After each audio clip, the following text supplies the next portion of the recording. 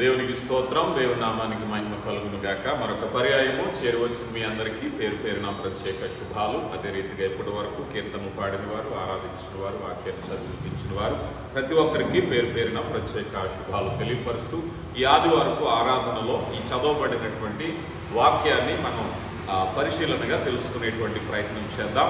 మత్తయి సువార్త 16వ అధ్యాయం సహోదరులు చదివినిపించారు. అందులో నేను 2 వచనాలను చదువుతున్నాను, దయచేసి గమనించండి. మత్తయి సువార్త 16వ అధ్యాయము 18-19 వచనాలు. మరియు నీవు పేతురువు, ఈ బండ మీద నా సంఘమును కట్టుదును, పాతాళ లోక ద్వారములు దాని ఎదుట నిలువనేరమని నేను నీతో చెప్పుచున్నాను. పరలోక రాజ్యము యొక్క తాళపు చెవులు నీకు ఇచ్చేదను. నీవు భూలోకమందు దేని బంధించేదువో అది పరలోకమందు బంధించబడును, భూలోకమందు దేనిని విప్పుదువో అది పరలోకమందు విప్పబడునని అతనితో చెప్పాను. ఇక్కడ మనం చూసినప్పుడు యేసు ప్రభు వారు తమతో ఉండేటువంటి శిష్యులను పరిశీలించుట కొరకై ఒక ప్రశ్న వేశారు. అయ్యా, నేను ఎవరని అనుకుంటున్నారు జనులు అని. జనుల అభిప్రాయాలను చెప్పారు. అయ్యా, కొంతమంది ఏలియా అనుకుంటున్నారు, కొంతమంది ప్రవక్త అనుకుంటున్నారు, రకరకాలు చెప్పారు. రెండో ప్రశ్నగా ప్రభు వారు అన్నారు కదా, జనులు ఏమనుకున్నారన్న పక్కన పెట్టండి, అసలు మీరేమనుకుంటున్నారు? ప్రశ్న ఇదే కదా. ఈరోజు లోకంలో యేసు ప్రభు వారిని గురించి లోకము ఏమనుకుంటున్నది కాదు, మనం ఏమనుకుంటున్నాం. దాన్నే రక్షణ అనేటువంటిది ఏమంటారు చెప్పండి. ఇప్పుడు మనం వాక్యం చదువుతాం, యేసు ప్రభు వారు నీ రక్షకుడని నోటితో ఒప్పుకో అనే ఒక మాట ఉంటుంది. ఈరోజు లోకమంతా ఒప్పుకుంటుంది. అది కాదు, ఇప్పుడు రక్షణ కలగటానికి మన వ్యక్తిగత సాక్ష్యం, మన వ్యక్తిగత ఒప్పుకోలే రక్షణ అన్నారు. లోకం ఏమనుకుంటున్నాం, ప్రపంచం ఏమనుకుంటున్నాం, వ్యక్తిగతంగా మనము దేవునితో కలిగి ఉన్న సంబంధము ఒప్పుకోలే రక్షణ అని పిలువబడుతుంది. లోకం ఏమనుకుంటుంది పక్కన పెట్టేస్తే, జనులు ఏమనుకుంటున్నారు పక్కన పెట్టేస్తే, యేసు ప్రభుతో నీ వ్యక్తిగత ఒప్పుకోలేదైతే ఉందో అదే రక్షణగా పిలువబడుతుంది. ఇక్కడ ఆ ప్రశ్న వేశారు. అయితే ఈ విషయాల్లో ఒక విషయాన్ని మనం చూడబోతున్నాం. అదేమిటయ్యా అంటే, ఈ వాక్య వివరణలోనికి మనం వెళ్ళినట్లయితే ఈ వాక్యంలో కొన్ని విషయాలను నేను వివరిస్తున్నాను. ఇక్కడ పేతురు అనేటువంటి ఒక రాయిని గురించి మాట్లాడుతున్నారు.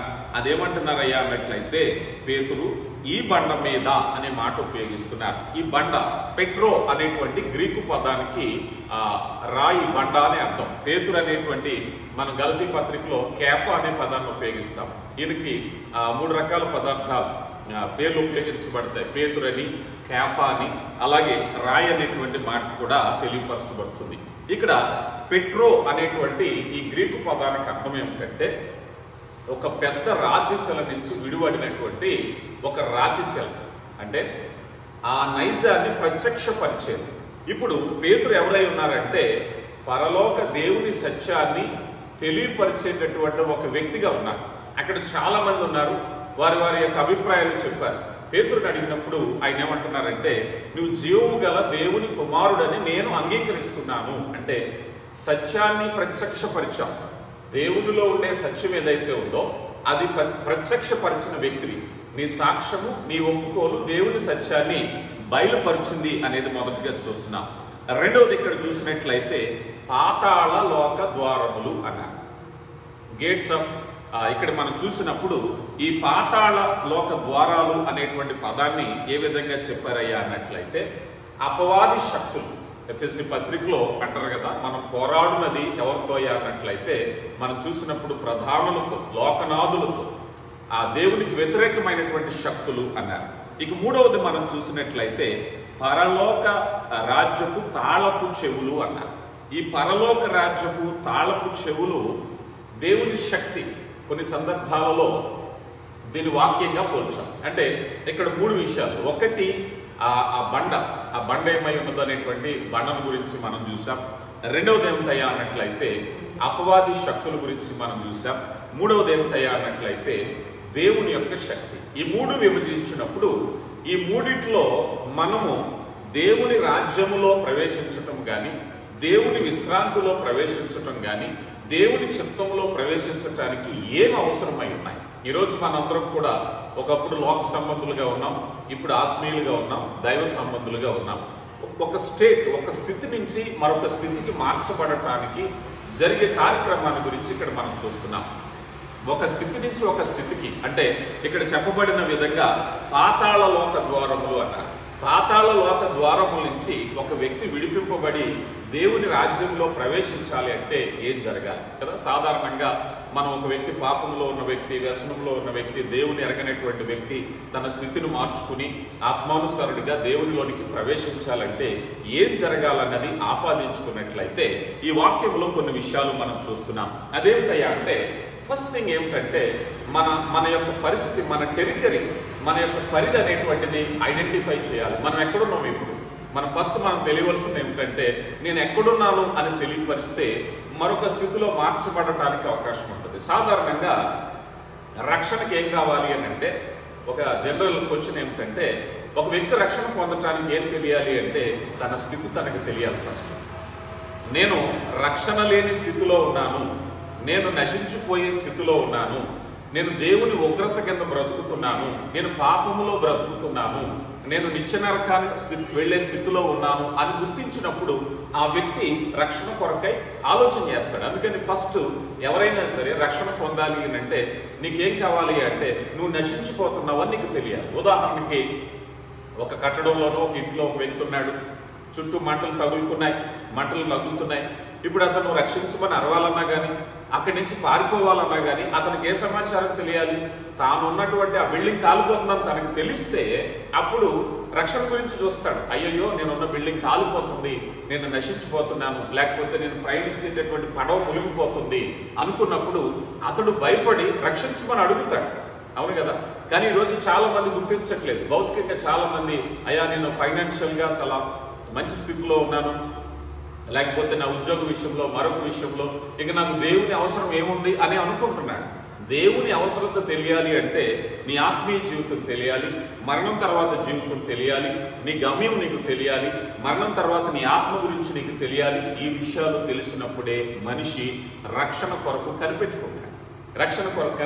అందుకని మొదటిగా రక్షణ విషయంలో ఒక పాపికి మొదటగా ఏం కావాలి అంటే తన స్థితి తనకు తెలిసినప్పుడే తను రక్షింపబడాలని ఆలోచన కలిగి ఉంటాడు. సాధారణంగా ఒక వ్యక్తికి శరీరంలో ఏదైనా అనారోగ్యం ఉందని తెలిసినప్పుడే తను వైద్యం చేయించుకుంటాడు. తన శరీరం బలహీనత బయటపడినంతసేపు కూడా నేను హెల్తీగా ఉన్నాను అనుకుంటాడు. వన్స్ డయాగ్నోజ్ అయిన తర్వాత వన్స్ అది ఎప్పుడైతే బయటకు వచ్చిందో దాని నుంచి బయటపడడానికి ప్రయత్నిస్తాడు. అంటే వైద్యానికి కావాల్సింది ఏమిటంటే తన బలహీనతను అంగీకరించాలి. ఇప్పుడు నేను అనారోగ్యంగా ఉన్నాను. కొంతమంది చూస్తూ ఉంటాం, బలహీనంగా ఉన్న హాస్పిటల్కి వెళ్ళంటే నాకేం పర్వాలేదు, నేను బాగానే ఉన్నాను అనుకుంటారు. పర్యవసానంగా ప్రాణాలు కోల్పోయిన స్థితులు కూడా మనం చూసాం. అవును కదా? ఇప్పుడు కరోనాలో చాలా మంది చనిపోవడానికి గల కారణం ఏమిటి? ఫస్ట్ స్టేజ్లో చాలా మంది ఫస్ట్ స్టేజ్ చెప్పారు డాక్టర్స్, దగ్గు వచ్చినా తుమ్ము వచ్చినా అది జలుబు అనుకోవద్దు, కరోనా అనుకోండి, టెస్ట్ చేయించుకోండి అన్నారు. చాలా మంది ఏం చేశారు? సిగ్గుపడి భయపడి దాన్ని దాచుకుని ఏం తెచ్చారు? ప్రాణాల మీద తెచ్చున్నారు. చాలా మంది చనిపోవడానికి గల కారణం ఫియర్. ఆ భయమే వారిని చెప్పేసి వారు అంగీకరించకపోవటమే. ఎప్పుడైనా సరే దగ్గు తుమ్ము వస్తే వాళ్ళు లేదు గత రాత్రి నేను కూల్ డ్రింక్ తాగాను అందుకే వస్తున్నాయి, నిన్న రాత్రి నేను బయట ప్రయాణం చేశాను, ఇది కామన్, నాకు బయట తిరిగినప్పుడు వస్తుంది, ఇలా సరిపెట్టుకుని ప్రాణాలు పోగొట్టుకున్నారు. అంటే వాళ్ళు ఐడెంటిఫై చేయాలి. ఇక్కడ నీవు పరలోక రాజ్యం తాళపు చెవులు ఉపయోగించాలి అంటే నీ టెరిటరీ నువ్వు తెలుసుకోవాలి. నువ్వు ఎక్కడున్నావు ప్రస్తుతం, నీ స్థితి నువ్వు ఎప్పుడైతే తెలుసుకుంటావో, నువ్వు ఎప్పుడైతే నీ స్థితిని నువ్వు గమనిస్తావో నీ ప్రాకారం దాటుకుని బయటికి రావడానికి అవకాశం ఉంటుంది. అందుకని ఇక్కడ చెప్తున్నారు, పేతురు ఇదిగో నీకు నేను పరలోకపు తాళపు చేతులు ఇస్తున్నానయ్యా, పాతాళ లోక ద్వారములు దాని ఎదుట నిలువనేరు. నీకు తాళం ఎప్పుడు అవసరమైంది? నేను ఎప్పుడైతే ఇదిగో నేను ఈ గది నుంచి బయటకు వెళ్ళాలి అంటే ఈ ద్వారం దాటాలి. ఈ ద్వారం దాటాలంటే ఈ తలుపులు తెరవబడాలి. ఈరోజు అయ్యా నేను సత్యాన్ని గమనించాలి అంటే నా హృదయం తెరవబడాలి. చాలా మంది హృదయాలు తెరవబడడానికి ఇష్టపడరు. ఎందుకంటే నేను చాలా తెలిసిన స్థితిలో ఉన్నాను, చాలా జ్ఞానంగా ఉన్నాను, నేను రక్షింపబడిన స్థితిలో ఉన్నాను. ఈ అవగాహనకు వచ్చినప్పుడు వారి హృదయాలు తెరవబడవు. అందుకే ప్రభువారు విద్వాన్ ఉపమానంలో అన్నారు కదా, రాతి నేల గల హృదయాలు కలిగిన వారు. ఈ రాతి నేల కలిగిన హృదయాల మీద ఎంత వాక్యం చల్లినా ఎంత వాక్యం చెప్పినా వాళ్ళకి తెరవబడదు హృదయం.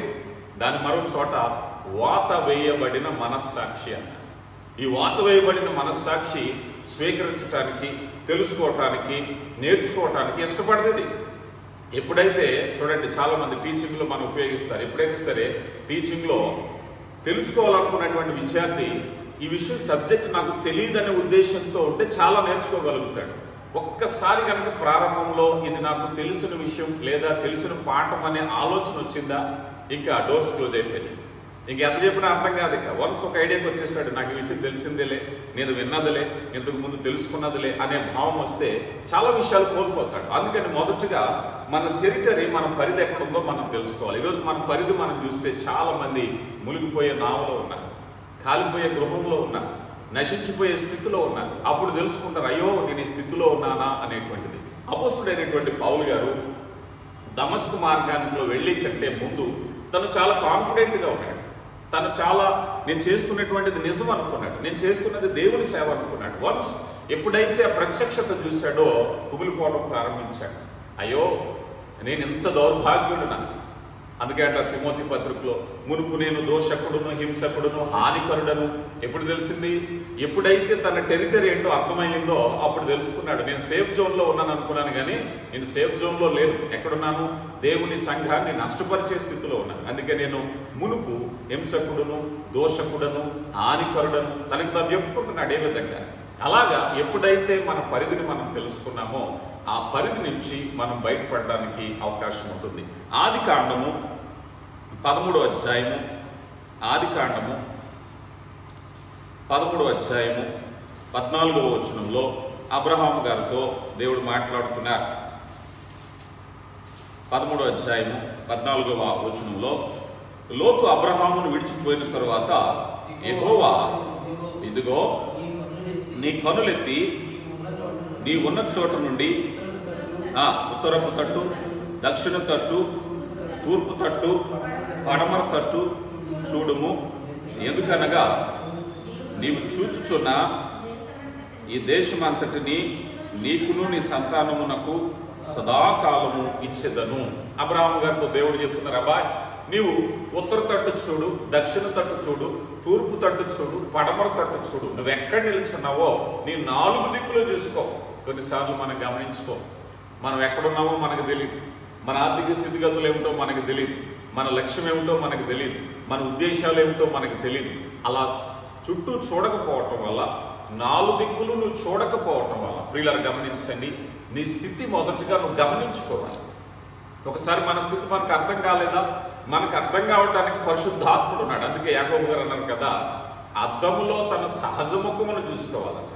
మనల్ని మనం పరిశీలనగా చూసుకున్నప్పుడు ఎవరి మార్గం వాళ్ళకి సరైనదిగా కనిపిస్తుంది. కానీ ఎప్పుడైతే వాక్యం అనే అద్దంలో మనం చూసుకున్నామో మన బలహీనతలు మనం బయటపడతాయి.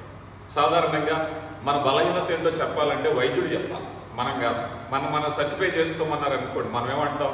ప్రతివాడు ఆరోగ్యవంతుడే, ప్రతివాడు బలవంతుడే. నాకేముందండి, నేను చాలా బలంగా ఉన్నాను, నాకేముందండి, నేను చాలా ఆరోగ్యంగా ఉన్నాను. కానీ నేను నిర్ధారించవలసిన వాడు వైద్యుడు. వైద్యుడి దగ్గరికి వెళ్ళినప్పుడు వైద్యుడు అవసరమైన సంబంధిత టెస్టులు, పరీక్షలన్నీ చేసి అప్పుడు నిర్ధారిస్తాడు కదా. ఈరోజు అలాగా నిన్ను నిర్ధారించాలి అని అంటే దేవుని వాక్యంలో పరిశీలన చేయాలి. అబ్రహాముతో అంటున్నారు, అబ్రహామా ఇదిగో నువ్వు ఉత్తర దిక్కును చూడవయ్యా, నువ్వు దక్షిణ దిక్కును చూడు, తూర్పు దిక్కును చూడు, పడమట దిక్కును చూడు, నీ పరిదేవుడు నువ్వు చూడు. ఈరోజు నీకు నాకు కూడా పరిశుద్ధాత్మ దేవుడు చెప్పేది ఏమిటంటే, మన పరిధేంటో మనం తెలుసుకున్నప్పుడు దాన్ని మార్చుకోవటానికి ఇష్టపడతాం. ఒకవేళ మన పరిధి తెలియకపోతే, మనం బాగానే ఉన్నామనే భ్రమలో ఉంటే మన పరిధి ఎప్పటికీ కూడా మారదు. మన పరిధి మారాలంటే నేను ఎక్కడున్నాను అనేటువంటిది. అందుకే మనం అభివృద్ధి దిశగా మనం చూసేటప్పుడు చాలా మంది అంటూ ఉంటారు, అభివృద్ధిగా ఉన్నప్పుడు నువ్వెవరో గొప్ప గొప్ప నాయకులు, తారలో, లేకపోతే మరొకరు కాదు. ఒక మనిషి తన ఉనికిలో, తన డెవలప్మెంట్లో చూసుకోవాల్సింది ఏమిటంటే నిన్నటికి ఈ రోజుకి. ఇదే గొప్ప పోటీ. నిన్నటికి ఈ రోజుకి నేను ఏ స్థితిలో ఉన్నానన్నదే అసలైనటువంటి సీక్రెట్. ఒక మనిషి అభివృద్ధి చెందాలి అంటే నాలో మార్పు అనేది ఎప్పటికెప్పుడు చూడాలి. నిన్నటికి ఈ రోజుకి నేను ఎంత సాధించాను. సంవత్సరాలు గతించిపోతూ ఉంటాయి, కానీ మనం పరిశీలన చేయం. మన ఉద్దేశాల్లో నేను బాగానే ఉన్నాను, నేను సంతోషంగానే ఉన్నాను, నాకేం తక్కువ అనేటువంటి భ్రమలో ఉంటాను. ఎవరితోనూ పోల్చుకోవాల్సిన పని లేదు, గొప్ప గొప్ప వాళ్ళతో పోల్చుకోవాల్సిన పని లేదు, నీ స్నేహితులతో పోల్చుకోవాల్సిన పని లేదు, నాయకులు, సినీతారులు, ఆటగాళ్ళతో పోల్చుకోవాల్సిన పని లేదు. కానీ నిన్ను నువ్వు పోల్చుకునేటప్పుడు నిన్నటికి ఈ రోజుకి నేను ఎంతవరకు వ్యత్యాసాన్ని సాధించగలను, అదే నిజమైనటువంటి మార్పు గుర్తించటం. నిన్నటికంటే నేను ఎంత అభివృద్ధి చెందాను, నిన్నటికంటే నేను ఎంతవరకు వృద్ధి చెందాను. నీలో నీకే ఒక పోటీ వచ్చిన రోజే అసలైన వృద్ధికి వస్తావు. అలాగే ఎప్పుడైతే మనం పరిశీలన చేసుకుంటున్నామో, మన ఉనికిని మనం తెలుసుకుంటున్నామో, మార్చుకోవాల్సింది, అభివృద్ధి చెందవలసింది, విడవలసింది, పరిగెట్టవలసింది ఏ విషయాలు ఉన్నాయో అన్ని అవగాహనలోకి వస్తాయి. అందుకని మన టెరిటరీ, మనం ఆ పరలోక రాజ్య తాళపు చేతులు, వాక్యాన్ని తెరిచిన మార్గంలో మనం ఉన్నామా, లేకపోతే ప్రాచీన స్వభావంలో ఉన్నామా, ఆత్మస్థితిగతుల్లో ఉన్నామా, శరీర క్రియల్లో ఉన్నామా, లోక సంబంధులుగా ఉన్నామా, దేవుని సంబంధులుగా ఉన్నామా అనేది మన పరిధి మనల్ని నిర్ణయించేదిగా ఉంటుంది. ఇక రెండవదిగా మనం చూసినట్లయితే ఇక్కడ పేతురుతో చెప్పబడేటువంటి మాటలో, అయ్యా ఇదిగో పరలోక రాజ్య తాళపు చేతులు నీకు ఎందుకు ఇస్తున్నానయ్యా అన్నట్లయితే, బై ఫెయిత్, నీ విశ్వాసాన్ని బట్టి నువ్వు అది పొందుకోగలుగుతావు. ఎప్పుడైనా సరే నీ స్థితిని మార్చుకోవటానికి, నీ స్థితి, నీ పొజిషన్ ఎలా ఉండాలి అంటే, విశ్వాస సంబంధిగా నువ్వు ఉన్నట్లయితే అధికమైనటువంటి ఆశీర్వాదాలు. ఉదాహరణకి నా స్థితి నుంచి నేను మరొక స్థితికి నేను మార్చబడాలి అని అంటే బై ఫెయిత్ జరగాలి. నా విశ్వాసాన్ని బట్టి. దాన్ని ఎవరో మార్చరు, నన్ను ఎవరో బలవంత పెట్టరు. నా జీవితాన్ని నేను మార్చుకోవాలి అని అంటే మొదటిగా నా హృదయంలో పుట్టే తలంపే నేను మార్చాలి. దేవుడు అవకాశం ఇచ్చారు, దేవుడు ఆపర్చునిటీస్ ఇచ్చారు, అందరికీ ఇచ్చారు. కానీ కొంతమంది ఇలాగే ఉంటున్నారు, కొంతమంది ఇలాగే ఉంటున్నారంటే ఇవ్వబడిన ఆపర్చునిటీస్ను తీసుకుని జీవితాన్ని మార్చుకోవడం. బై ఫెయిత్ నేను మారగలను అనుకుంటే నువ్వు మారుతావు. అందుకే ప్రభు వారు అంటున్నారు, నమ్ముట నీ వలన అయితే నమ్మువానికి సమస్తమును సాధ్యమే. నువ్వు ఎప్పుడైతే నమ్ముతావో, ఎప్పుడైతే విశ్వసిస్తావో, నీ జీవితము మార్పు చెందటానికి అవకాశం. ఒక టెరిటరీ నుంచి మరొక టెరిటరీకి వెళ్ళాలి అంటే నీ స్థితిని విశ్వాస సంబంధిగా మలుచుకోవాలి. అదే నిరీక్షణ, అదే విశ్వాసం, అదే కనిపెట్టుకోవటం, అదే ఎదురు చూడటం.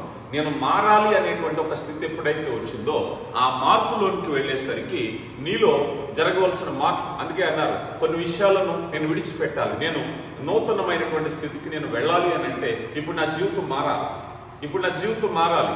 బై ఫెయిత్ జరిగేది ఏమిటయ్యా అంటే, విశ్వాస సంబంధులు చేసే పనులు ఏమిటంటే క్రియారూపకం అవుతూ ఉంటుంది. ఇదిగో నేను ఈ విషయంలోనికి ప్రవేశించడానికి ఏ బలహీనతలు ఉన్నాయో దాన్ని నేను నేను వదిలిపెడుతున్నాను. ఇదిగో ఈ బలహీనత నన్ను పెట్టింది కనుక దీన్ని ఇక్కడ విడిచిపెడుతున్నా, ఈ సోమర్థనాన్ని విడిచిపెడుతున్నా, ఈ లేజినెస్ను విడిచిపెడుతున్నా, ఈ అవిశ్వాసాన్ని విడిచిపెడుతున్నా, ఇదిగో దేవుని వాక్యపు లేమిని విడిచిపెడుతున్నా, ప్రార్థన లేమిని విడిచిపెడుతున్నా, సహవాస లేమిని విడిచిపెడుతున్నా. నా జీవితం అనేది మార్చుకోవటానికి నేను సిద్ధంగా ఉన్నాను కనుక విశ్వాస సంబంధిగా క్రియారూపంగా ముందుకు వెళ్తున్నాను. ఒక స్థితి నుంచి ఒక స్థితికి మారాలి అంటే